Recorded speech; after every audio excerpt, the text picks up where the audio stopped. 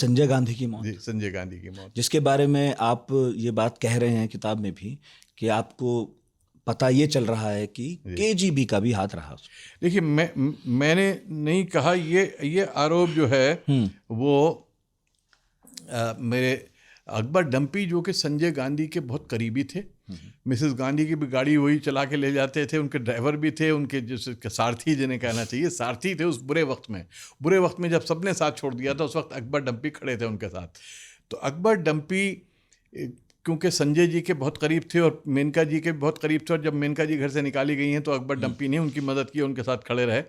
Police, उनके father जो थे पुलिस वो थे, आईजी थे उत्तर प्रदेश में, तो बहुत मज़ेदार उनकी कैरेक्टर हैं, बहुत मज़ेदार उनकी शख्सियत है। तो उनका कहना यह है कि संजय से जो कम्युनिस्ट लॉबी है वो भी नाराज़ थी, रूस ख़ास तौर पे नाराज़ था, क्योंकि 80 के बाद जब वो आई हैं दोबारा मिसेस गांधी, तो उन्होंने शिफ्ट करना शुरू कर दिया था भारत को रूस से निकाल के अमेरिका की तरफ।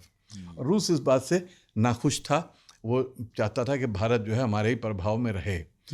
तो उस वक्त राजनीति ये बहुत चलती भी थी, अमेरिका ने भी, CIA ने बहुत लोगों को मरवाया। और मुझे याद है कि मैं तो राजीव जी के साथ जब जाता था तब मैं बहुत सफदरजंग एयरपोर्ट से उड़ता था, तो कोई सिक्योरिटी नहीं होती थी, बस वो हाथ में एक पुलिस वाला पर्ची लेके खड़ा रहता था, आपका नाम लिखा आ जाओ। तो आप बाकी चारों तरफ से खुला हुआ था, ये जो आज आप बिल्डिंगें देखते हैं वो भी नहीं थी, वो छोटा सा बीच में को एयरपोर्ट था जहाँ से छोटे जहाज़ उड़ते थे। तो वहीं पे संजय का जहाज़ खड़ा रहता था, तो सबको पता था कि संजय रोज़ सुबह को आके उड़ाते हैं, तकरीबन 2 घंटे रोज़ का था उनका। उनका दिल दिमाग तभी साफ़ होता था जब वो जहाज़ ऊपर उड़ाते थे, बाकी कहीं वो खुश नहीं रहते थे, तो वो उड़ाते थे। तो अब इनका आरोप यह है कि उसको जो है सबोटाज किया गया। अब उस सबोटाज में किसका हाथ था, नहीं था, ये सबोटाज हुआ था कि नहीं हुआ था, लेकिन ये हैरानी की बात है कि ऐसा एक्सीडेंट हुआ कि वो बच नहीं पाए, जबकि बड़े एक्सपर्ट थे वो, और मैं सबसे पहले पहुंचने वाला था उस जगह पे। ये जो नेहरू युवा केंद्र है चाणक्यपुरी में, उसके पीछे एक नाला सा है, पत्थर वत्थर से बड़े चट्टानों के पड़े हुए हैं, वहीं पे वो जहाज़ गिरा था। तो मैं सबसे पहले पहुंचा वहाँ पे, मुझे अभी मीडिया को खबर नहीं मिली थी, मुझे मिल गई थी, क्योंकि HR भारद्वाज के भाई जो थे वो सिक्योरिटी चीफ ऑफिसर थे। अच्छा। सोनिया जी के, सॉरी, इंदिरा जी के यहाँ। तो उन्होंने फ़ौरन खबर दी भारद्वाज साहब को, भारद्वाज साहब ने मुझे दी, और मैं वहाँ पे पहुँचा, और मैं फिर वहाँ भी पहुँचा लोहिया हॉस्पिटल जो अब कहलाता है, उस वक्त वेलिंगटन हॉस्पिटल था, जहाँ मिसेस गांधी अभी वेट कर रही थी, बॉडी अभी आई नहीं थी, पोस्टमार्टम चल रहा था।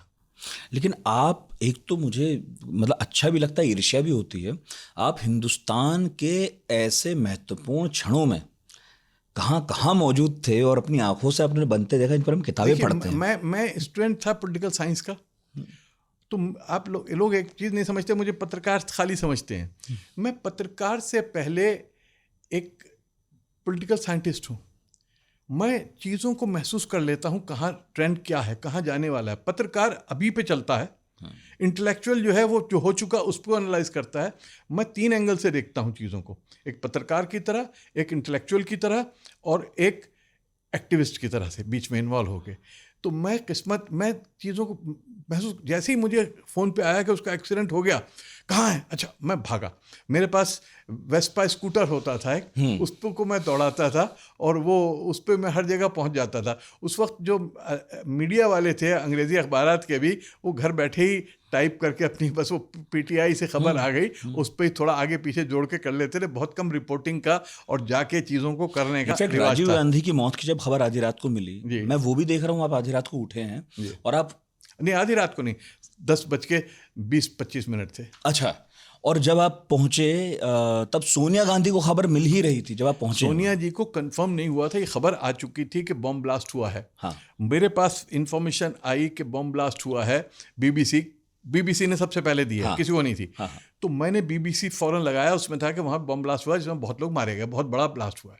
तो मैं एकदम घबरा के भागा, और उससे सिर्फ 2 दिन पहले यानी 19 तारीख को राजीव जी ने मुझे फ़ोन करके कहा था, शायद आओ मेरे साथ, चलो तमिलनाडु में दिखाते हैं, बड़ा सर्कस होता है वहाँ पे। तो मैंने कहा, साहब मुझे तो शाहजहाँपुर जाना है, जतेंद्र प्रसाद ने बुला रखा है, उनका कैंपेन करना है। मित्र, तो बोले हाँ जाओ भाई, वो हारेगा तो वोट डाल के जाना। तो अगले दिन दिल्ली में 20 मई को वोट था, थर्ड फेज का। तो राजीव जी ने वोट डाल के वो फ्लाई कर गए यहाँ से आंध्रा से तमिलनाडु गए अगले दिन, और मैं वोट डाल के कार से चला गया शाहजहांपुर, वहाँ रात भर कैंपेन किया। लेकिन अगले दिन मुझे कुछ घबराहट हुई, मैं दिल्ली वापस आके मैंने फ़ोन किया जॉर्ज को, विंसेंट जॉर्ज जो उनके पीए थे, कि भाई साहब राजीव जी से बात करनी है। उनका अभी तो नहीं हो सकती, अभी सर्किट हाउस रात में पहुंचेंगे 10 बजे के बाद, तब आप कराऊंगा। मैंने कहा ठीक है, बात करा देना। तो मुझे ये 10 बज के कोई 15-20 मिनट होंगे, तब ये मेरी वाइफ ने उठाया कि फ़ोन आ रहा है कि BBC सुनो। तो BBC मैंने सुना और मैं फ़ौरन फिर 10 जनपद भागा। 10 जनपद पे मेरी एंट्री उस वक्त फ्री एंट्री थी मेरी। जो 4-5 लोग जिनको राजीव जी ने कर रखा था कभी भी किसी समय आ सकते हैं, उसमें मैं भी था। तो मुझे रोका नहीं गया, सीधा मैं अंदर गया। तो छोटा सा एक कमरा, विंसेंट जॉर्ज जो पीए हैं उनका इतना बड़ा कमरा है कि बस उसमें एक मेज़ और 1-2 कुर्सी इधर और एक कुर्सी इधर लगी है। वहाँ पे उसके दरवाजे पे ही खड़े होके सोनिया जी बात कर रही थी। वो फ़ोन मिला के उन्होंने नंदिनी चिदम्बरम से बात कराई सोनिया जी की। मैं पीछे खड़ा था और उन्होंने बात की है, मुझे नहीं पता लगा क्या बात हुई, लेकिन वो एकदम कोलैप्स की। तो मैंने पीछे से एकदम पकड़ा और उनका एक नौकर खड़ा था मिठाई लाल, उसने पकड़ा। इतने में सोनिया पता नहीं कैसे अंदर फ़ौरन खबर मिली प्रियंका जी को, और प्रियंका उस वक्त 17, 18, 19 साल की थी। वो भागती हुई आई और सोनिया जी को उठा के हम अंदर ले गए। सोनिया जी वहाँ पे कोलैप्स की थी। तो मैं उस वक्त का मैंने बताया भी, इंटरव्यू में लिखा भी है कि मैंने जिस तरह से प्रियंका जी ने संभाला सारी चीज़ों को, मैं तो हैरान रह गया, क्योंकि मैं रो रहा था, मेरा दिल फट गया था। और क्योंकि जिस आदमी ने आपसे हफ्ता भर पहले बुला के बात की हो, 2 दिन पहले आपसे बात की हो कि भाई चलो मेरे साथ, तो वो अगर एकदम ऐसे चला जाए तो आप के ऊपर क्या होता है। लेकिन प्रियंका ने जिस तरह माँ को संभाला, घर को संभाला, कोई नहीं था वहाँ पे घर में, सिर्फ नौकर ही थे, कोई घर वाला नहीं था। राहुल विदेश में थे और कोई घर में ऐसा परिवार में मेरी नॉलेज में नहीं था बड़ा जो संभालता। बल्कि जो कुछ फिरोज़ गांधी के फैमिली के कुछ लोग हैं, वो पारसी, वो पहले पहुँचे थे रात में, और मैं रात भर वहीं रहा 10 जनपद में, बाहर बैठा रहा मैं और वही रोता रहा। तो लेकिन प्रियंका ने जब राजीव जी का सामान आया है दिन में कोई 11, साढ़े 11 बजे, तो उसको आके उसने देखा कि 2 बैग आए, एक बैग और था, वो कहाँ है। मैं देख रहा हूँ कि इस लड़की का कितना प्रेजेंस ऑफ माइंड है कि इन हालात में भी वो चीज़ों को संभाल रही है। तो वो यकीनन उसके सदमा ज़बरदस्त होगा उसे, लेकिन उसने अपने को कंट्रोल किया। और ये एक बहुत बड़े आदमी की निशानी होती है कि अपनी एडवर्सिटी में, अपने बुरे हालात में वो अपने ऊपर कंट्रोल करना जानता है। यही आप इंदिरा के बारे में भी लिखते हैं। इंदिरा के अंदर भी यही था कि जब संजय की डेथ हुई है तो वो अस्पताल में खड़ी थी कॉरिडोर में, और मैं भी बराबर में खड़ा था कॉरिडोर में। तो मेरे पीछे दरवाज़ा था, पुराने ज़माने के छोटे जो दरवाजे होते थे नहीं, वो खुलते थे, तो वो दरवाज़ा खुलता था तो सिर पे लगता है। तो इंदिरा जी ने मतलब देख रही थी कौन आ रहा है, क्या कर रहा है, बोली आप थोड़ा इधर हो जाओ, दरवाज़ा खुलेगा, सिर पे लग जाएगा। मैं हैरान। तो वो पता है क्या चीज़ है, मुझे बाद में पता लगा कि इंदिरा जी टूट गई थी, बिल्कुल रोई हैं बहुत। मुझे फारूक अब्दुल्ला ने बताया, क्योंकि वो शेख साहब को लेके, उन्होंने कहा शेख साहब को, शेख अब्दुल्ला जो थे इंदिरा जी के बचपन से देखा था, तो वो लेकर आए हैं।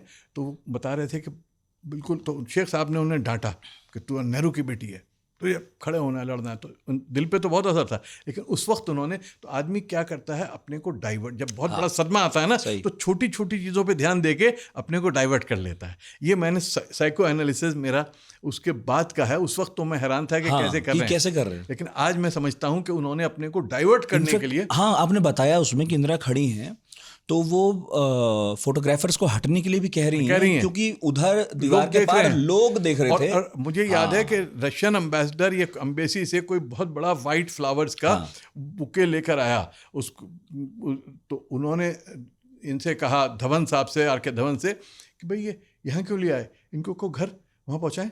सबसे पहले मजे की बात ये, सबसे पहले रशियन पहुँचा था। ओहो, ये उस वक्त भी आप जो ऑब्जर्व कर रहे हैं, यही मैं देख रहा हूँ। मेरे अंदर का पत्रकार जो था ना, वो हर चीज़ को मेरे उस वक्त खुशी की बात यह है कि टीवी नहीं होता था और ये फ़ोन नहीं होता था, तो हमारा जो ब्रेन का जो कैमरा है ना, वो हर चीज़ को कैप्चर करता था।